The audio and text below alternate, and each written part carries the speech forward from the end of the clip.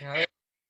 Recording. Hi, so this is I Survived Cancer My Way, and we are in the presence of the queen of cannabis, as far as I'm concerned, the royalty of cannabis, Corrie Yelland, who was diagnosed with anal cancer in July 2011, age 55. She was told she had approximately 2 to 4 months to live, and that was six if she didn't have radiation. Does that mean, Corrie, could you just tell me about that you were told you would live 2 to 4 months without treatment and six with?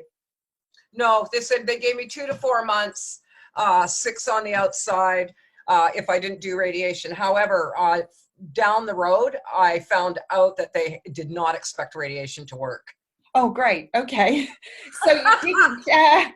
So you chose to use cannabis oil, and it's now 2019, and you're very much alive and well. And your resume of what's come after that and what you do is phenomenal. And as a nurse of 34 years, and everything that I've seen since my own cancer diagnosis as well, when I see what you've been through, but also what you do now with it, I'm kind of blown away. So I just want to say that anal cancer has increased 70% since the 90s in the UK, and it's expected to rise another 43% between 2014 and 2035 in the UK. And at the moment, when you think that cancer in the UK is 1 in 2 will get cancer in their lifetime, every single cancer patient, when I read these percentages of how much it's growing and going up, it's horrific. Now, I'm not saying anything about anyone's cancer when I say this, but I just want to put this out there. When I was diagnosed with breast cancer, people said to me, oh, it's awful. And I said, no, it could be worse. I could have colon cancer and need a colostomy, or I could have anal cancer. Because for me, that was far more undignified and horrific than breast cancer. Because I thought, well, I can always hide what I've had. But the only thing I've ever seen with anal cancer is patients having hemicolectomies where horrible surgeries that I've seen. So, and then the pain that they go through. So for me, this was worse for me to have this. So I really, hats off to you and all that you've done. So tell me about, first of all, how did your diagnosis come about when you were 55? What symptoms were you having? Oh, excuse me, disclaimer, this video is only intended for educational purposes. I am not telling any patient out there what to do. If you are ever sick or you are having any symptoms of anything, please do seek attention from your general practitioner. So Corrie, go ahead. Please tell me about how you came to having this diagnosis. What symptoms were you having? I didn't really have a whole lot of symptoms. I had this lower abdominal pain that kind of was feeling like I had my period, except I wasn't getting my period anymore. So it was like, what the hell? And, eventually I, stumbled into the doctor, and she sent me to a gynecologist just to make sure I didn't have like an ovarian cyst or something like that. And so I went and saw this guy, and he, I had that history, right, of cancer of the vulva, so I already knew him from then, and he had said way back in the day. Please, can you just tell us about that first? Oh, cancer of the vulva, diagnosed in, when was that? 1983. So I'd had photochemotherapy. I was one of the first people in the world to have that, and I'd had laser surgeries, and had been clear for a number of years. The type of cancer I had was called bolinoid papulosis, very rare, predominantly male cancer, and 1 in 500,000 or something chance of getting it. But anyway, so he had said to me years back that it wasn't a case of if it would come back, it was a case of when.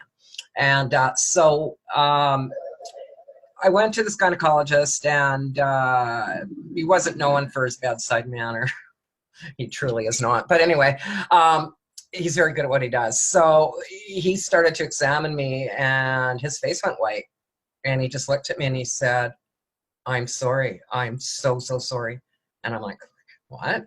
And he said, "You need to see your doctor, and you need to see him right away." And off I went to the doctor, and the next 2 weeks, 3 weeks were a blur, test after test. Happened really fast for here in Canada, with, you know, where we've got lots of wait lines. At which point I was diagnosed with anal cancer. So they, you know, took me in the OR, did biopsies. I had tumors internally and externally. I had, you know, this is a heads up for people too. I had initially been told that I had hemorrhoids. Apparently anal cancer is often misdiagnosed as hemorrhoids. And I'd never had hemorrhoids before. So I'm like, okay. So at any rate, no, it was anal cancer. And you didn't have any symptoms in your anus? You didn't notice anything? No, a lot of people get, you know, it should be clear, a lot of people get itching, a lot of people get bleeding. In more advanced cases, often there's issues eliminating, having bowel movements, or they become thin and narrow. I didn't have any of that. I was losing weight. My appetite definitely shifted because I love food, okay? And I certainly couldn't eat as much as I could before. I did have two incidences of bleeding. I think that's what led me to the doctor in the first place, but not heavy bleeding, just, you know, a couple of drops. So I really didn't have a whole lot of symptoms, all in all. Okay. Okay, so your doctor diagnosed you, and how did you feel about that? Because you'd had this diagnosis years before. Were you filled with fear? Did you know anything about what you know today, or did you only know about the standard treatment? I felt completely overwhelmed because I was already in very, very poor health. So in 2007, I had a heart attack and I had double bypass surgery.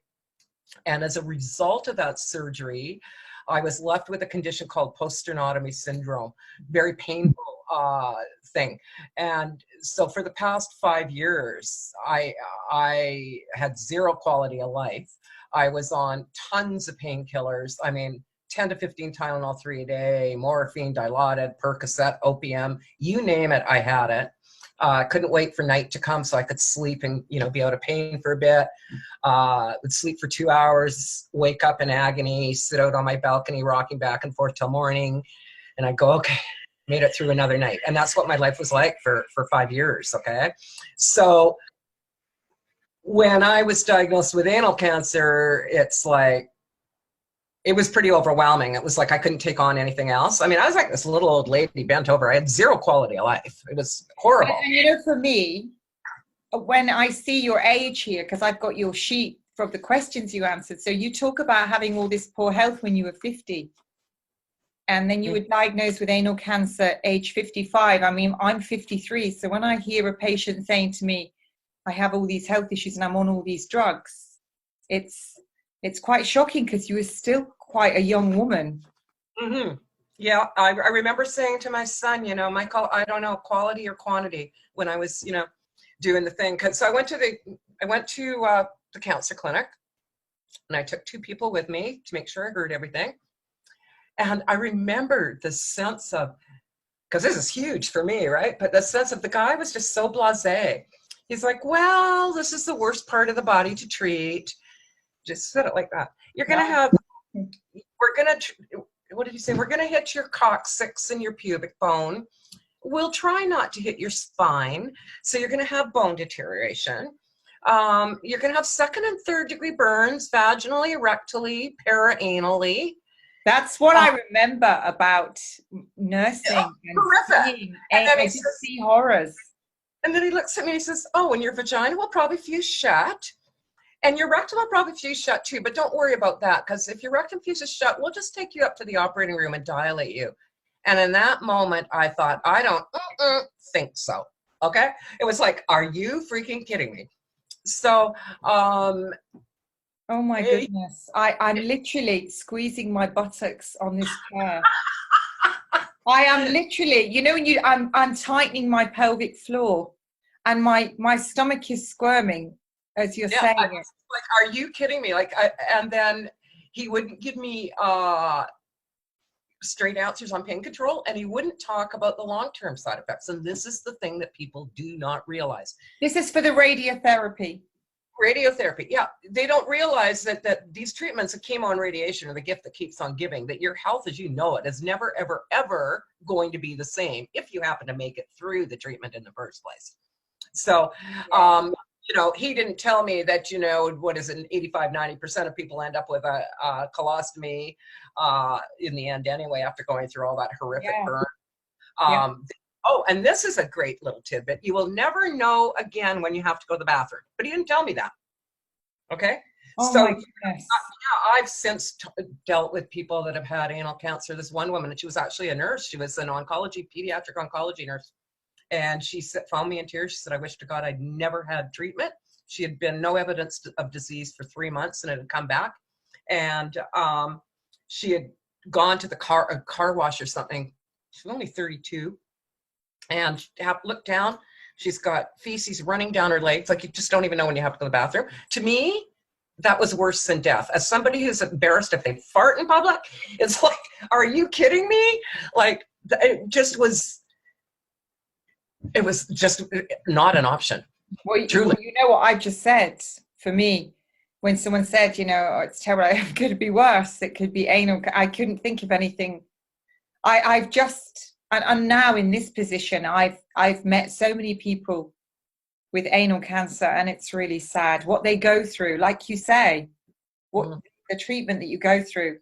And then when you just spoke about, you know, chemotherapy and radiotherapy, just today I had a lady telling me about a young man, 29, who was given lots of chemotherapy for, I think it was lymphoma, and it destroyed his lungs. And they said he needed a lung transplant but couldn't have it for some reason. And he's literally having end-of-life care today because of 29. Wow. Yeah. So so you declined all of this, thank goodness, because you're here today. Yeah. And so tell me, when you declined it, did you face any ridicule from the allopathic medical industry? Did you have any pressure from family? Well, first of all, in the cancer clinic there, I told him I wanted some time to think about it. I didn't say I was going to do alternative treatment. I just said I wanted some time to think about it. So he got up, he looked at me, he had told me I had 2 to 4 months, 6 on the outside, that I had a death wish, and walked out. And so we're sitting there for a couple of minutes. Then my friend says, guess we're done here. So we went upstairs to the library, and there wasn't a lot on anal cancer, but what there was on anal cancer, you'll love this. What's the number one cause? One of the number one causes of anal cancer? Radiation. Yeah. And I'm like, okay, let me get this straight. You want to radiate me to what? Give me more cancer? Yeah. So, okay, how did people respond? Well, the medical people, first of all, my doctor, I had 2 GPs. So my one doctor, the one GP, he said, he was floored when I told him I wasn't going to do radiation. He goes, yes, you are.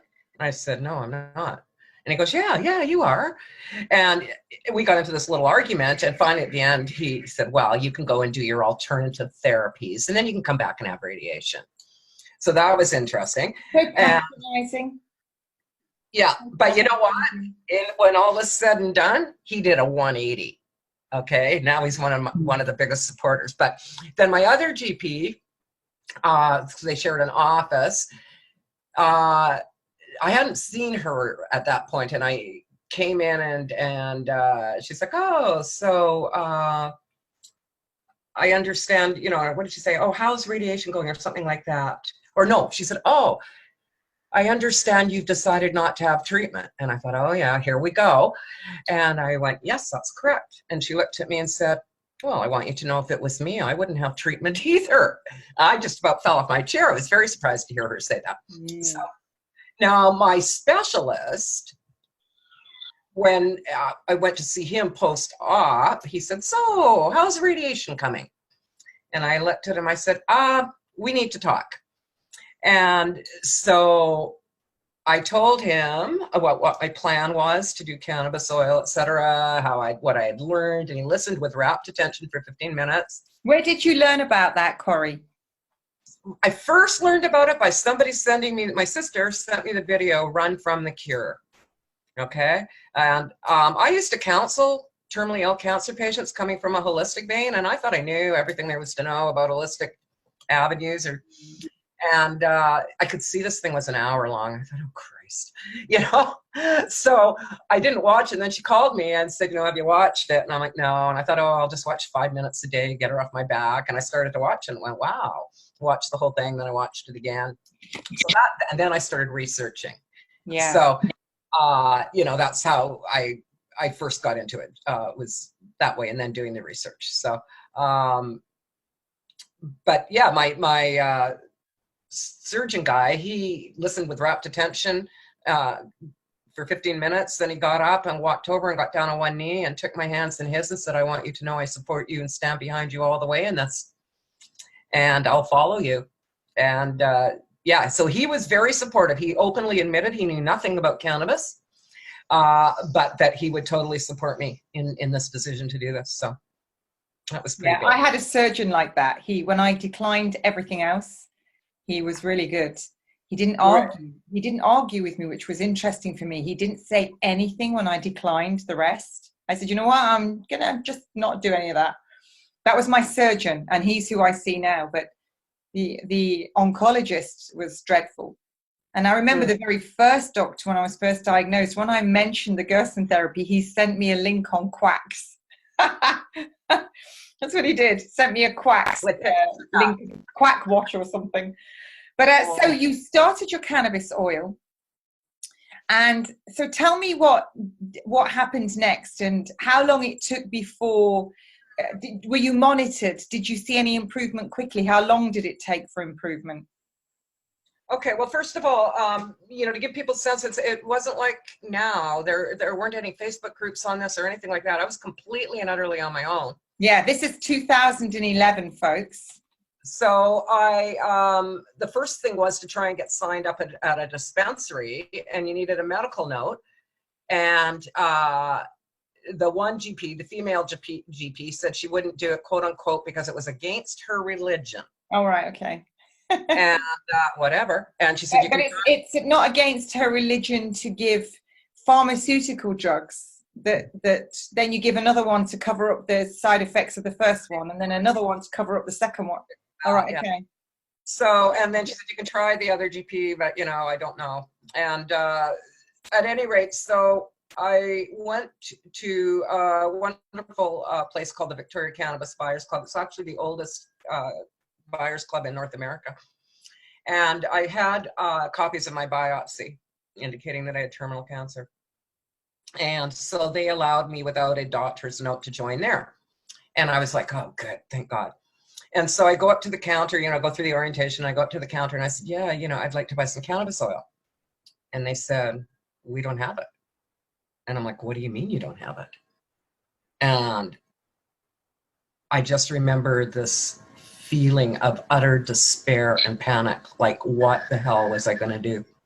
So in the video, Run From the Cure, they mentioned a website, phoenixtears.ca. And if you go on that website, there was instructions and a video on how to make it. Is that video still available? I believe so. Run From the Cure. Oh, Run From the Cure is, yeah. Go for full version, Run From the Cure on YouTube, yeah. So I bought some cannabis, and my friends donated money because I'm a disability, and, you know, so I didn't have money. And we made this tiny little bit of oil. Actually, we all read the instructions several times on how to not blow each other up. And we made this tiny bit of cannabis oil, and I started taking it. Now, I had smoked cannabis as a teen, late teen, early 20s, but I stopped because I kept getting paranoid, and it wasn't any fun for me. So the first time that I took oil, I was scared shitless, okay? Scared. What happened? I had a friend stay with me for 9 hours. Nothing happened. I just took this little tiny dose. So, and then I was like, okay, I think I'm going to live. You can probably go now. Did you get anything, I mean, did you have any changes in your long vision? Because it gives you incredible good long vision. No, I mean, I say how I know that. tiny little amount, okay? So, I mean, that's the idea, is like to build up, you know, which is what I started doing. So back then, the whole idea was to do 60 grams in 90 days. Okay, so we'll talk about that later, but that's out the window. But basically, you try and get to a gram a day, divided over 3 doses. Well, I got nowhere near a gram a day. Okay, so I didn't go back to the doctor for a year.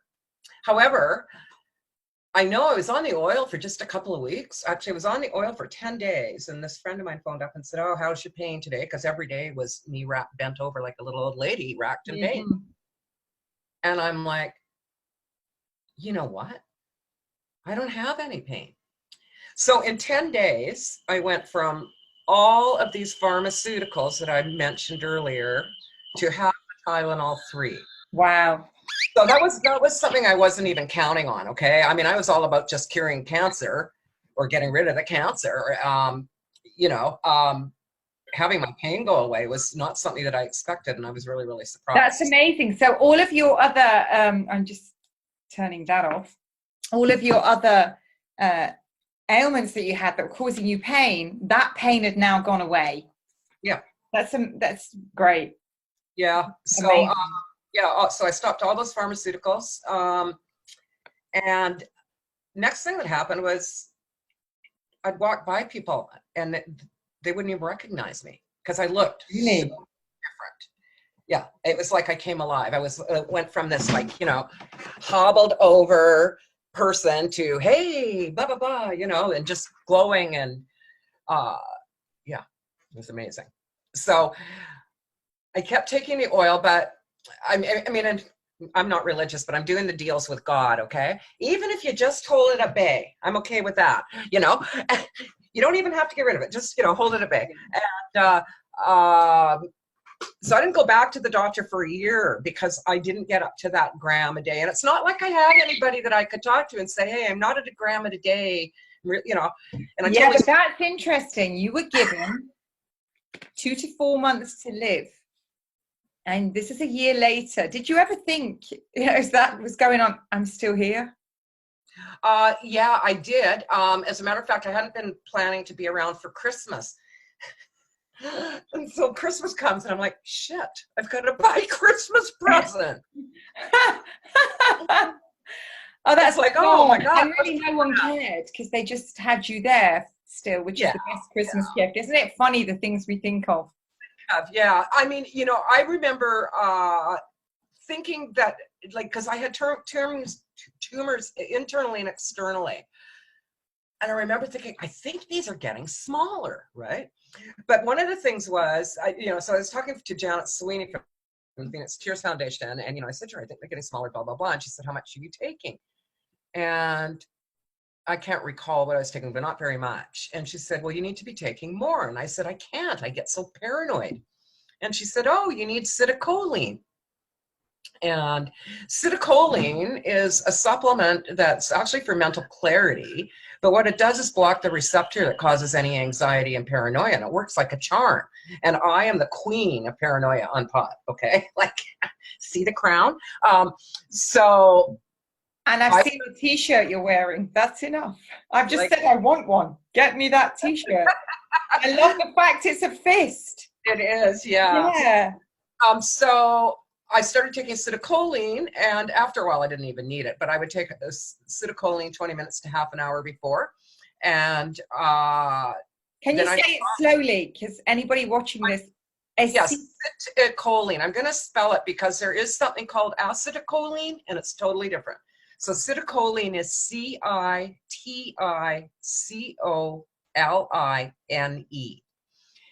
You can get it at some health food stores and off the net. You can have up to 12 a day. You're not going to need anywhere near that amount. And, after a while, I didn't even. When you say 12 a day, is it a standard dose? It doesn't come in like maximum? Yeah. Last time I checked, it was. Last time I checked, it was. So, but nobody's going to take that many. Trust me. You don't need it. And it stops paranoia, did you say? Yeah. Stops it in its tracks, right? So, initially I did all the oil by mouth, and then I started doing suppositories with it as well. Finally made my way. Oh, we got a little message coming on. Let's say upgraded. It's saying we have to do it in 2 parts. Oh, okay. There we go. You've upgraded the minutes or something. Have I? Says. Running out of time. We've removed the 40-minute time limit on your group. Okay, love it. So how do I get rid of that? Hold on a sec. Love it. Okay. I'm a newbie at this. I found Zoom because Facebook Live wasn't cutting it for me. And there's so much information for people to learn, and I really wanted this woman. So okay, not to be beat. Please go ahead. Okay, where are we? So you were taking this to stop the paranoia. Yeah. So that allowed me to up the dose a bit, but financially, I could not afford to do a gram a day, so I didn't get anywhere near a gram. So, and because I had read you had to do 60 grams in 90 days, I didn't bother going back to the doctor because I was convinced that I still had cancer and I didn't want any more bad news. So finally, after a year, I thought, shit, I probably should drag myself in.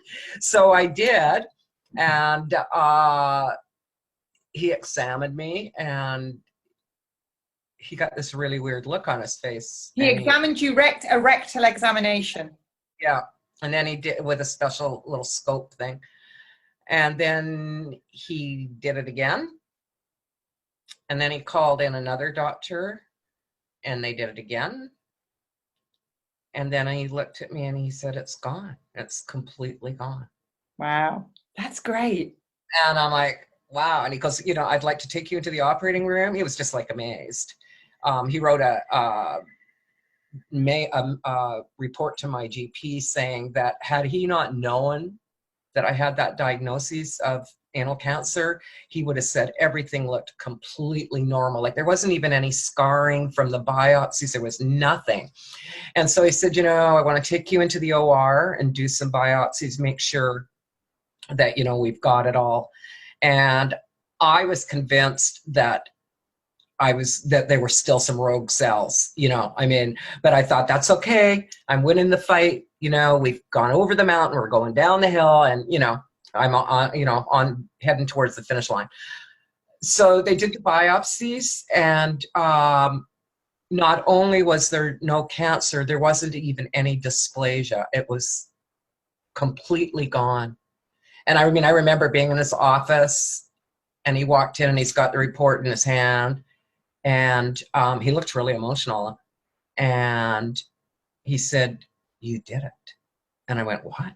And he said, you did it. And he said, you are completely cancer-free. Amazing. And, yeah. I was crying, and he got quite emotional. I was blown away. I was absolutely blown away that it had actually worked. So tell me about all your other health issues as well that you had. How were they doing? They're fine. They're absolutely fine. I do a maintenance dose of cannabis oil every night, a very small amount. But I'm fine. I don't have any pain. As long as I keep on, keep that level up in my system, I'm good. Yeah. Yeah. Corrie, it's really interesting for me because I obviously did biology and I did nursing. I went to nursing school. I've done lots of other courses since then. I'm also an independent nurse prescriber. I did biology when I was in school to get, exam levels, and I never ever knew that the cannabinoid system existed. And yeah. I feel like I actually, as time went on, after my diagnosis and after everything I found out, I started to think that I'd just been completely lied to. And to not know, and for medics today, new medics that are coming through, that are being trained, to not know that system exists, it just blows my mind. And so you had this diagnosis, you're now all clear. I've got everything in front of me. I know what you do, and it's amazing, amazing, amazing. I'm just so grateful you said yes to me. So you're clear. Now tell me now, with this diagnosis, then what you've done with your life. And because before this, you said aged 50, you were on loads of meds and you were just waiting every day for night to come so you could sleep. And now your life's very different. Very different, very altruistic. Yeah, it's completely altruistic. Your life is everything for everyone else. And You know what is really interesting for me, everyone that I interview who've gone, as they call it, the out there, the hug the tree route, they all learn how to serve. And it becomes a mission to then help everyone else, which is really interesting. It's a common thread. So tell me then what happened and how your life changed, and tell us what you do. Okay. Well, I had said all along that if this worked, I'd spend the rest of my life telling people about it. So that's what I do. Was that your pact with yourself, with God? Did you ever say, save me and I'll show me how to serve and I'll do it? Anything like that? No, it was just a pact with myself. And so then I did an interview. Forget, I think it would have been with, what was the first interview I did? Shoot, I can't remember. I think a show that's no longer on called Cannabis Nation Radio or something. And I joined a few Facebook groups because they were starting to come out then.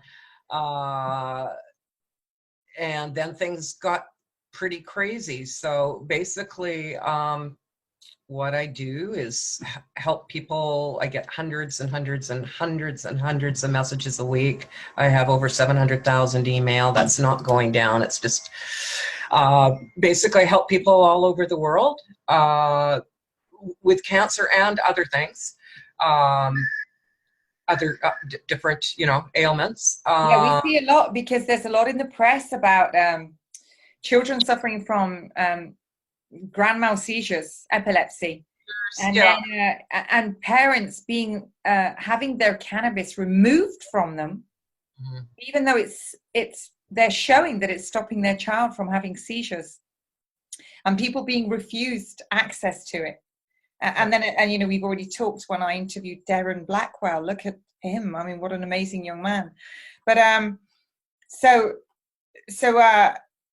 it's amazing all the stuff that all of the symptoms that it does improve, all of that, lots of things. I say to people, show me a disease condition that this doesn't at least help. I've gotten people in wheelchairs with MS up and walking. I've pulled kids off I have a little girl in Slovenia that or Serbia, that I literally pulled off her deathbed. Okay. People with MS, ADHD, fibromyalgia, lupus, you name it, seizures, PTSD, arthritis, everything. But mainly cancer that I've worked with. But so basically people reach out to me for help. Some of the things that I do with them is teach them how to take it, which is really important, because if you have it and take it properly, it's not going to do anything. There are tons of scammers out there, particularly in the UK. Please, UK people, listen. There are tons of scammers. Please do not order anything online. And if somebody private messages you, check with somebody like myself first. So basically, one of the things that I do is I'm going to post that on my timeline. I've got a big following. And I know that there are scammers, and I know there's rubbish out there. And because of my nursing background, I'm acutely aware of people talk about the modern medicine, as we call it, allopathic, being corrupt.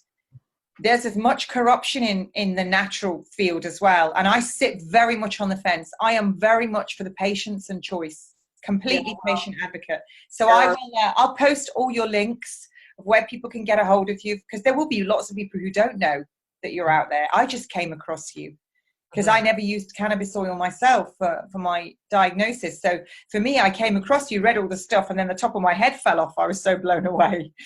So, well, you look really good considering you're headless. So, one is, these scammers lie in wait for people who are desperate. So one of the things that I do is show people where in their area they can get product that is tried and true and proven and safe. What works for one person doesn't necessarily work for another. Often there's issues that come up. So I will essentially walk them through to their, in quotations, cure. Okay. to be cancer free, or to be up and walking, or symptoms managed, depending on what they've got going on. Okay. So I do a lot of that. I do a lot of trying to educate people. I try and tell people, this is not like eye of newt or magic mushroom. No, well, magic mushrooms is a wrong analogy. Bad example, but eye of newt, or anything hocus pocus. Try and explain to people. I have a 1 minute version of how this works that I tell people about who are completely new. So I tell them what we all have what's called an endocannabinoid system. We have cannabinoid receptors throughout our body. We have a large concentration of them in the brain, in the chest, and in the abdomen, and interspersed in our arms and our legs.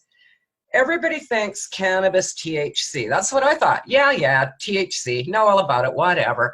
But what people don't realize is THC is one of over 100 different compounds that are found in cannabis. There are 5 main cannabinoids: THC, CBD, CBG, CBN, and CBC. When you take cannabis oil, you're not just getting THC, you're getting all of those cannabinoids. When you get the right cannabinoid to the right receptor, it's like putting a key in a lock, and it signals a process within the body called apoptosis, which essentially means the cancer cells commit suicide and die. That's a very simplified version of how it works and why it works.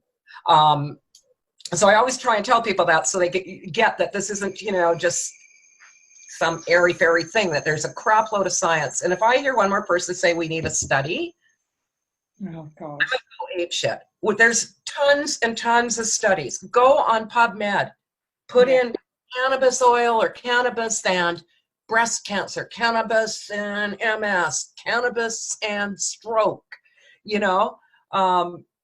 It's amazing. I can tell you that I've seen the most incredible stuff happen with cannabis oil. It's just, and never in a million years. I mean, my kids just look at me and I'm like, Danielle, did you ever see this coming? Like, never in a million years, right? It's just incredible. And, the US government has known that cannabis kills cancer since 1974. There's documented proof of that. I've seen it. So I'm sure, Corey, I found out that there apparently, obviously I don't know where it is, but that there was a facility in the UK that's been growing it for years. Oh yeah. Not for the minions, no, but for the ones at the top. And I was kind of, I thought I was a nurse helping people. That's why I became a nurse. Well, I can't disclose, but I can tell you that there are people that everybody in the UK would recognize their names that have used cannabis oil. Okay. Tell me later. We'll leave it at that. Yeah, and these conferences that I speak at, CannaFest was an awesome one held in Prague each year. It's the largest cannabis convention in the world. I've spoke there for the last 3 years, and it's interesting, the momentum. You can just feel the momentum of medical cannabis. Just, it's bursting. It's bursting. I mean, there's no shutting this down now. People are starting to find out. I mean, I had a call from a guy living on an island in the Indian Ocean off the southern tip of Africa who's treating his mom for breast cancer with cannabis oil. Okay. There's no stopping it. And, I want to, because I'm sure there's people listening that are thinking, well, maybe I wouldn't mind trying that, but, I'm scared to not do chemotherapy. So here's what I can tell those who choose to do chemo, because there are people that choose to do it. People who do chemotherapy and do it in conjunction with cannabis oil come through it far, far better by a country mile. Yeah, and when I say far, far better, I'm not talking about just the severity of the side effects, but also in how effective the actual treatment is, okay? Now, there was a study out just a while ago on pancreatic cancer, which of course is a real tough one of the toughest. And they're seeing a lot of success, or where the most success they're seeing is cannabis oil in conjunction with chemotherapy with pancreatic cancer. So, interesting. But, you know, some of these cancers that traditionally are really tough in allopathic medicine, i.e. lung cancer, I've probably had more luck with lung cancer than any other cancer. I've cleared 200, 250 of those, all stage 3 and 4 with the exception of 2 of them.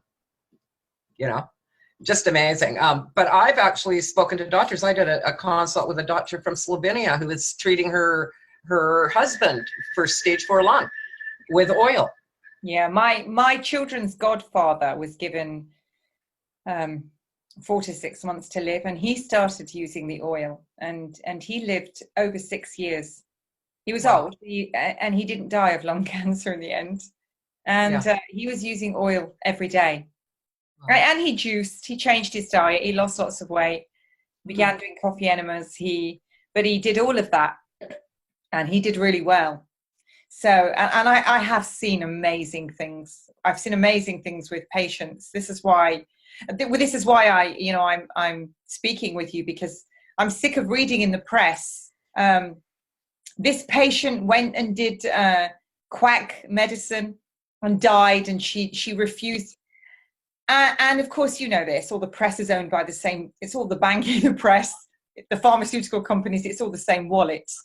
But so I did this because I want the common man to know that actually there is a lot of truth in this. It's not spontaneous remission. No, it's not spontaneous remission. You know, myself, that I know of, I've probably saved 1,500 lives, over 1,500 lives now, and those are only the ones that I know about. Often people don't get back to me, and then I'll hear through the grapevine, and I'll go, "Oh, really? I thought he had died." No, we got rid of that brain tumor. He's back at work. You know, people don't have to suffer. They don't have to go through that hell necessarily of chemo and radiation. Do you know, Connie, I was reading something today about yesterday and today I was reading triple negative breast cancer, and it has a really poor response, poor survival rate. And they blast it, of course, with chemotherapy and radiotherapy, and it comes back very quickly, even more aggressive. And one of the things is they have very high cytokines in triple negative breast cancer. And when you then pound them with chemotherapy and radiotherapy, it just massively increases that inflammation. So the disease process is speeded up. Yeah, well, interestingly enough, when it comes to breast cancer, the hormone-driven breast cancers make me crazy because there doesn't seem to be any rhyme or reason to what works. What high THC for one is awesome, and with the next patient will almost increase the cancer. With triple negatives, I've helped clear tons of those. That's wonderful. They're easy. This is why I brought it up, because triple negative has such poor survival. You know, in the grand scheme of things, it's easy. But, you know, something that I want to talk about before I forget, because I think this is really important for people. A lot of people are scared of getting high, and they think they need to be high to use cannabis oil.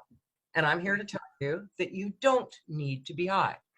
The youngest person that I helped was 2 months old. The oldest was 86. The 86-year-old was the first person I helped, actually. She had colorectal cancer, stage 3B or something. Anyway, she's still alive and kicking. So suppositories, suppository morning, suppository afternoon, oral dose at night. 95% of the people that I've helped clear do that protocol.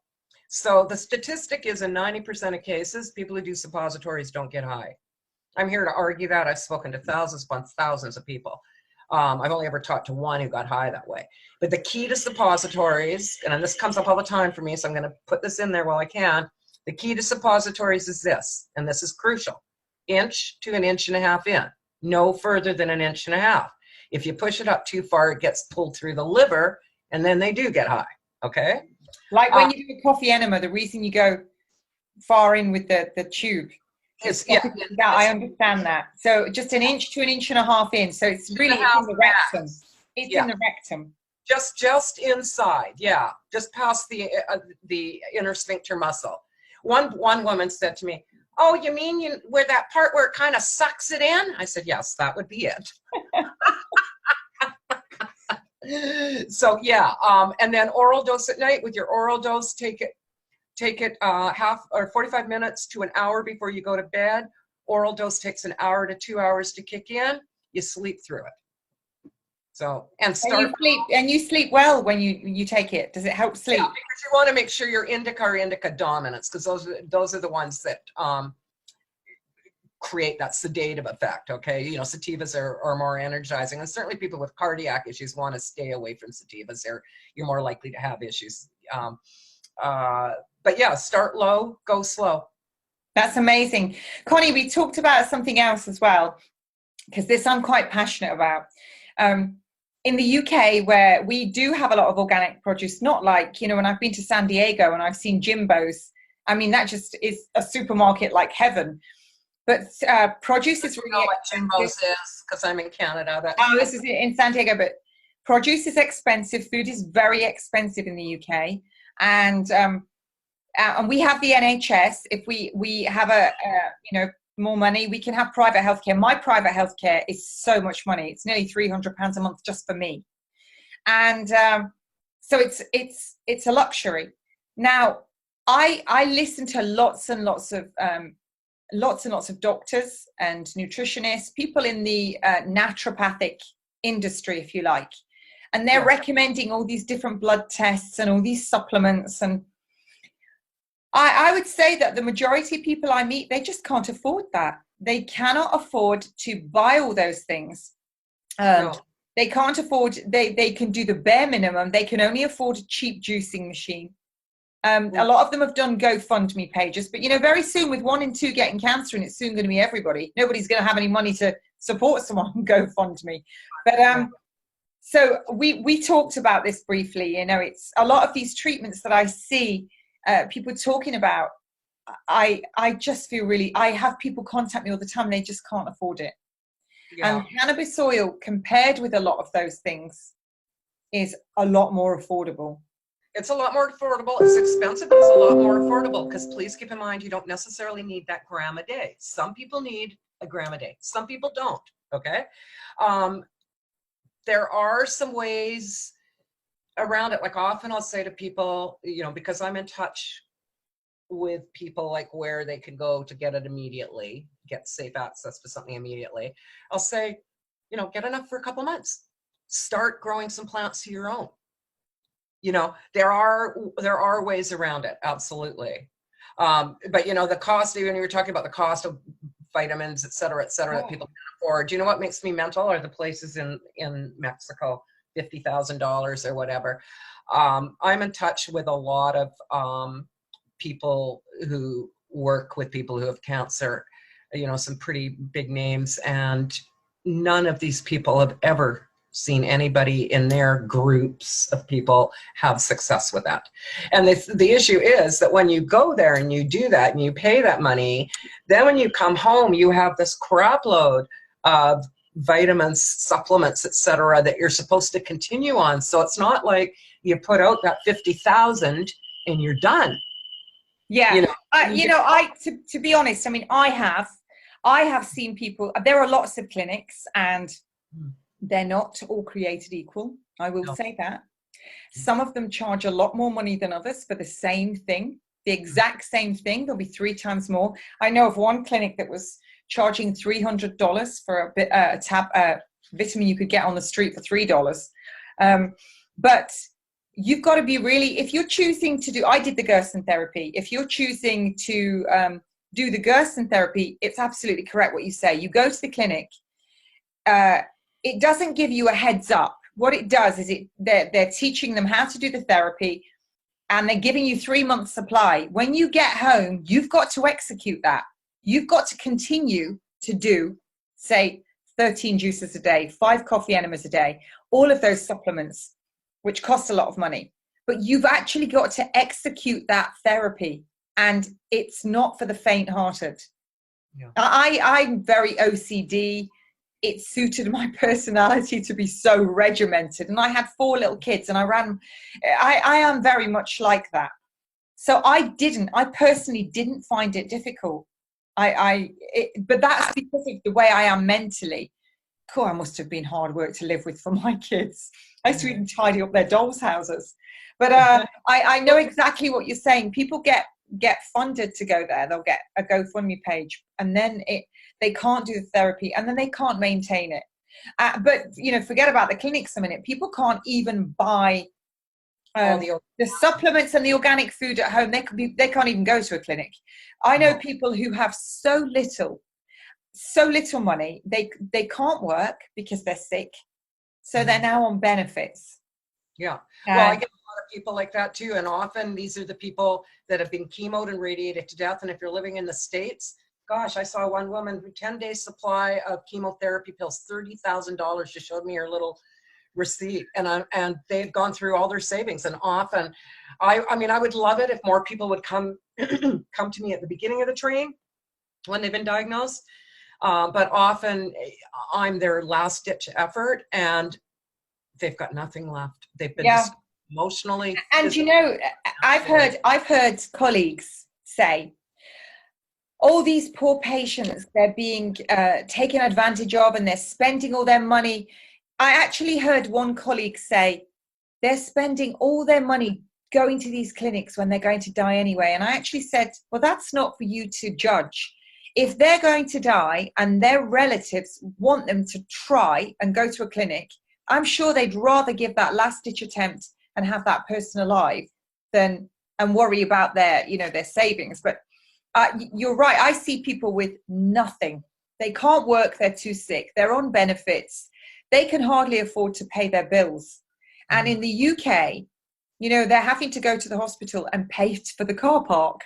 And then you have to claim that back. And in the UK as well, we have a thing called you probably know it, the good old 1939 Cancer Act. If you say to a patient, come to me, I can cure you, you go straight to prison. Straight to prison for 3 months. So, you know this, the cannabis oil, everything is really... we're having some problems. We're having some problems here. Oh, you're back. You're back. Yeah. You kind of faded out and did some kind of stuff for a minute there. So I was just saying, we have in the UK the wonderful 1939 Cancer Act. And basically... I could, as a nurse, could go and speak to a group of doctors, nurses, and pharmacists. But if I approached a patient who was under an oncologist and the dietitian and the consultant, and I said, listen, come to me. I'm going to get you some cannabis oil and I'm going to get you juicing. I can cure you. I would go to prison under the 1939 Cancer Act for 3 months. So you can't ever say that. But, you know, this is what I'm about. No. Presenting everything in front of people and letting them choose. So cannabis oil is a lot cheaper than everything else that's out there. Pretty much. But you know, it's not a magic potion or whatever. Bullet. But I would say that cannabis oil has an 80% success rate, which is pretty darn. And you must know the amazing study, Corrie, which took 92,000, I think it was Australia. I was reading it, 92,000 patients with all different types of cancer. I think breast cancers were 11,000 of them. Chemotherapy alone, survival at 10 years, I think it was 3%. Mm-hmm. How can that still be being touted as successful? I know. Chemotherapy's got a 3% success rate. Cannabis oil's got an 80% success rate. And you don't get any of the fingernails, hair dropping out, dropping out, all of your tongue, your mouth, esophagus, your rectum, your vagina, your urethra, all being ulcerated and dying, and then all your white cells being wiped out, dying of a horrible death or pneumonia. Well, you know, when I was trying to decide what I was going to do way back at the time I was diagnosed, I met a woman online who was going through the same thing through some cancer board page. Anyway, long story short, same diagnosis. We were identical in what had been recommended, etc. Didn't hear from her after a while and told her what I had decided to do.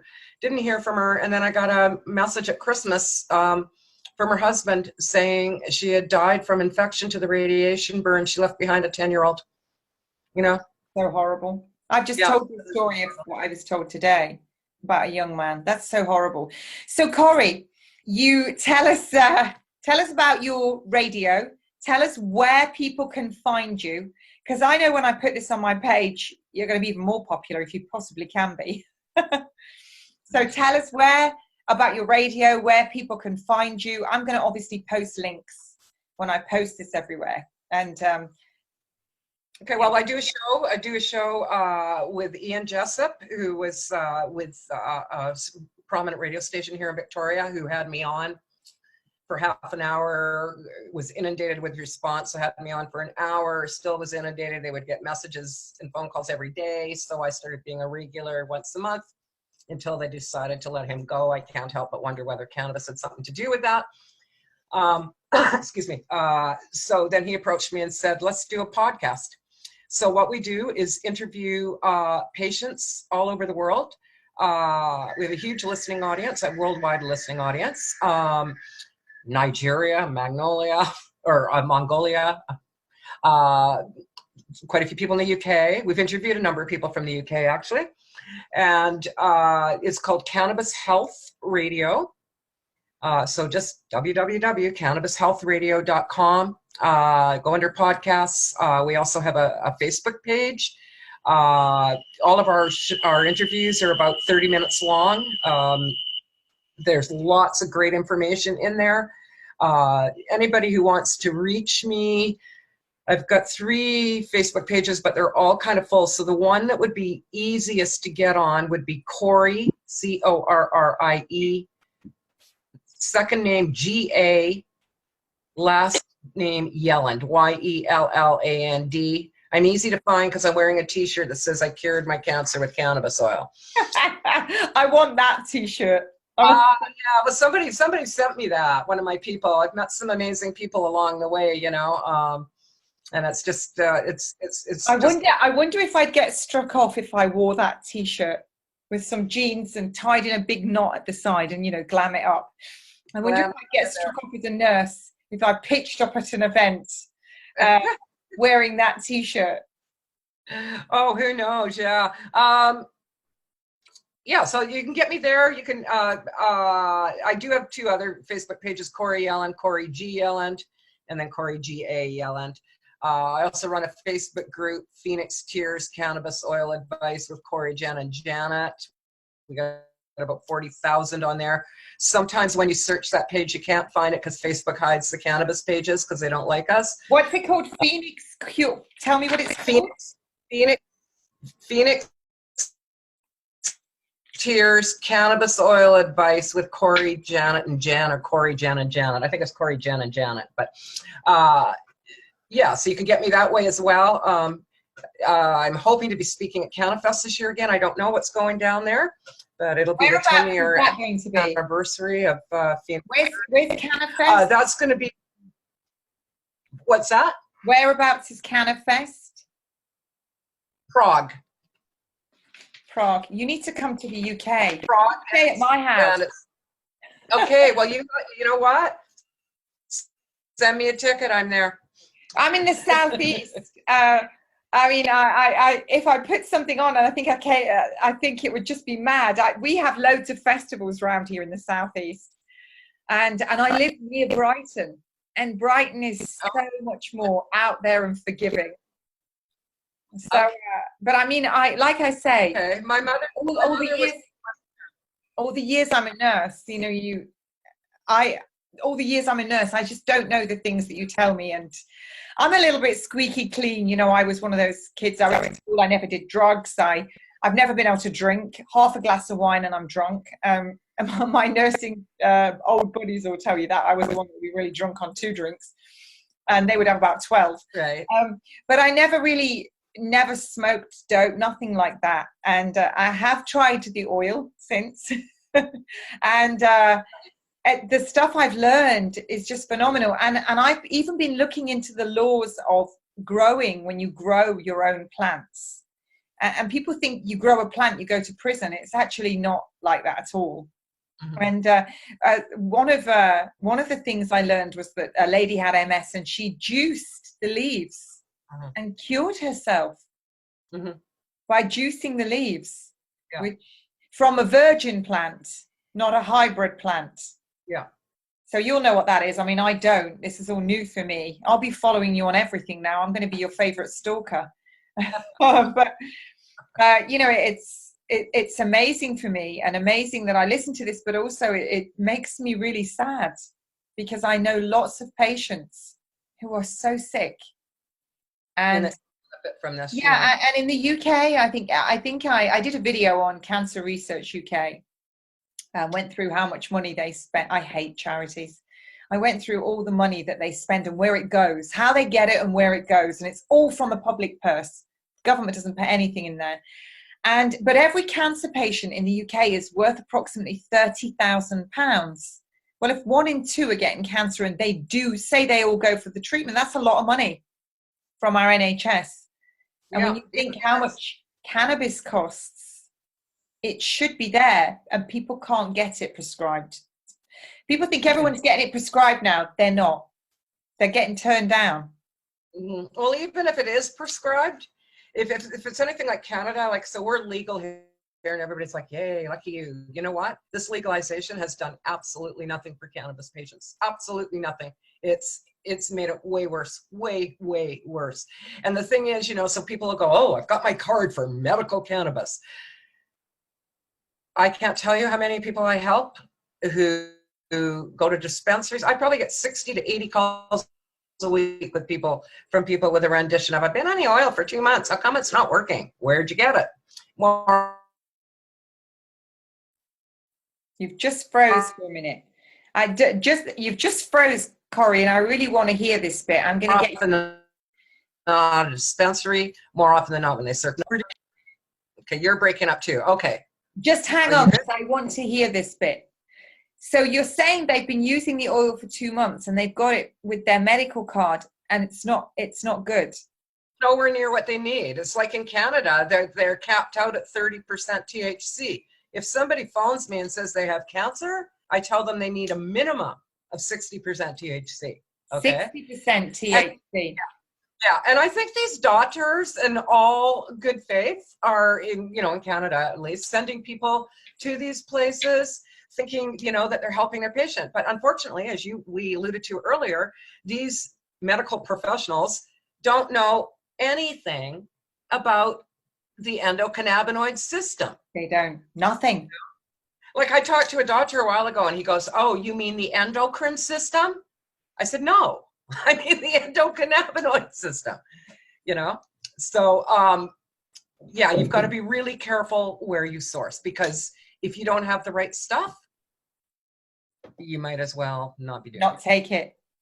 Yeah. And there is some talk, I'm sure you've seen it all. And if you know anything about this, let's talk about this quickly. That they're making a synthetic version, because as we know, if it's natural, it cannot be patented. If it's not patented, you can't make money off it. Now, I know I was looking on the stock market. When a drug has FDA approval, that goes sky high on the stock market, buying into it. It's worth a lot more money. So you can't do any of that with a natural substance. So I was reading all about them making a synthetic cannabis oil, and that they're, so what do you know about that? Well, I mean, I know about Sativex, and there's 2 others.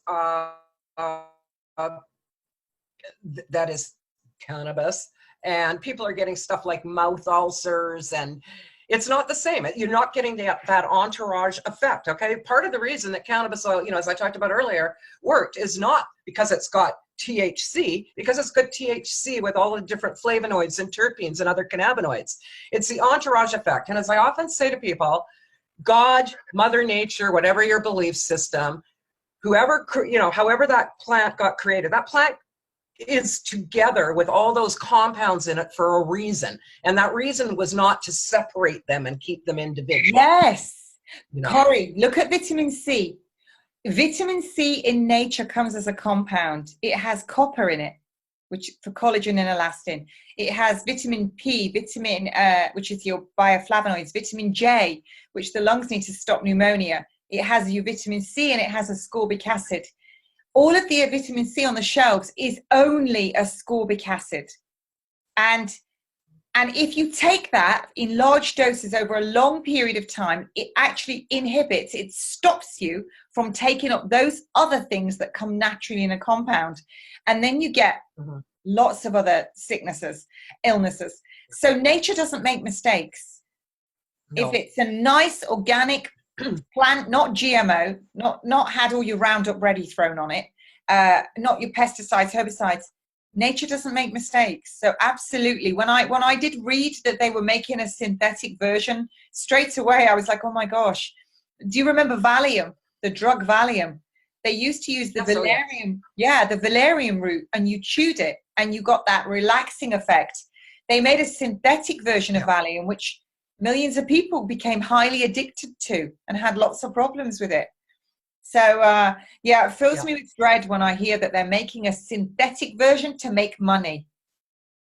Yeah, it scares me. And you know, back to that whole, it's so important to make sure, you know, you've got decent medicine, right? Like, you know, that whole 60% THC. I want to very quickly share a story with you. So early in the year, last year now, at any rate, I was contacted by a woman in Australia whose son at 16 or 14 had been diagnosed with Hodgkin's B-cell diffuse lymphoma. He was now 16. They had done aggressive chemo that almost killed him. They had done ALK inhibitors. They had done a blood transplant, a bone marrow transplant. Nothing had worked. He was dying. And he was on cannabis oil, and it wasn't working.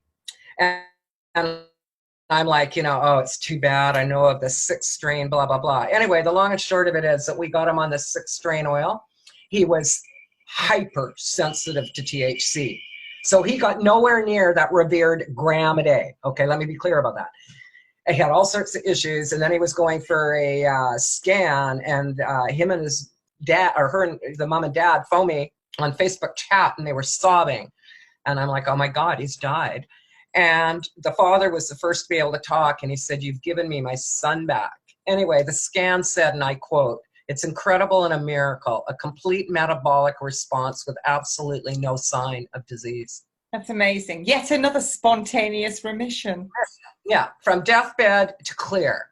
Wow. Because he got on the right stuff, the proper strength, a combination. I see a much higher success rate with a mixed strain oil. Every plant has different levels of cannabinoids, flavonoids, terpenes, etc. They all work synergistically together. Mix them up. That's what I did. I mixed them up. Wow. Yeah. So, Corrie, thank you so much for, you literally are the queen of cannabis, I have to say. It was amazing to speak to you. I'm going to speak to you lots more now on Messenger. I want all those correct sites to lead people. I really want us to keep in touch because, like I've already said, I see as much corruption on both sides, and I'm really on the fence. I'm all about patient choice, and my motives are completely for people to survive and live long, disease-free lives with quality of life. And you know, you get all these messengers. I wake up now every day to messengers from people all over the world. A lady in Ethiopia, they can't internet shop, and she has breast cancer. And it was working out how to even get supplements to her in Ethiopia. So I really want to keep in touch. I've already spoken to you about an all-woman health summit that I want to do. And you would just be, I almost want to put you in the middle and then put all the rest of us around the edge. It's amazing, absolutely amazing. I just want to ask you actually on camera, Corrie, because this is something that is increasing all the time. And I'm having people contacting me. I've spoken to specialists in London. Have you ever heard of POTS, postural orthostatic tachycardia syndrome, which is clearly just a symptom of something? And it's where these people get massive surges of adrenaline, their blood pressure drops, their pulse goes through the roof, and they collapse. And it happens constantly, and it takes away all their quality of life.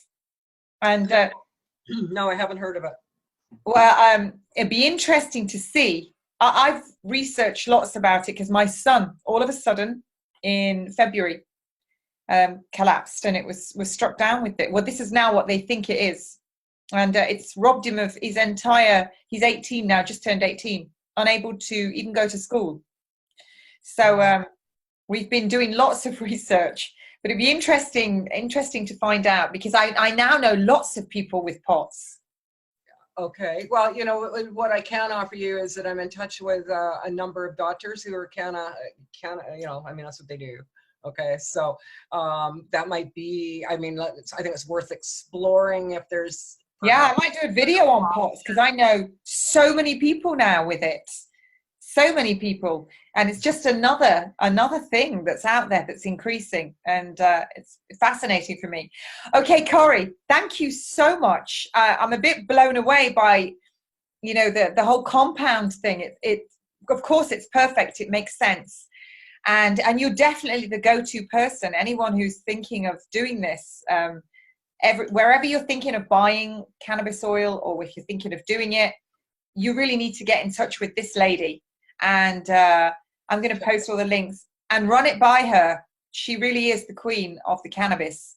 And thank you so much. And it's so good to see you healthy after that diagnosis. So yeah, you did survive cancer your way, and it's wonderful. And now you're helping everyone else. So thank you very much. I'm going to end the recording, so don't hang up, because you and I have just helped each other through this Zoom, which is it's my first one. They can only get better.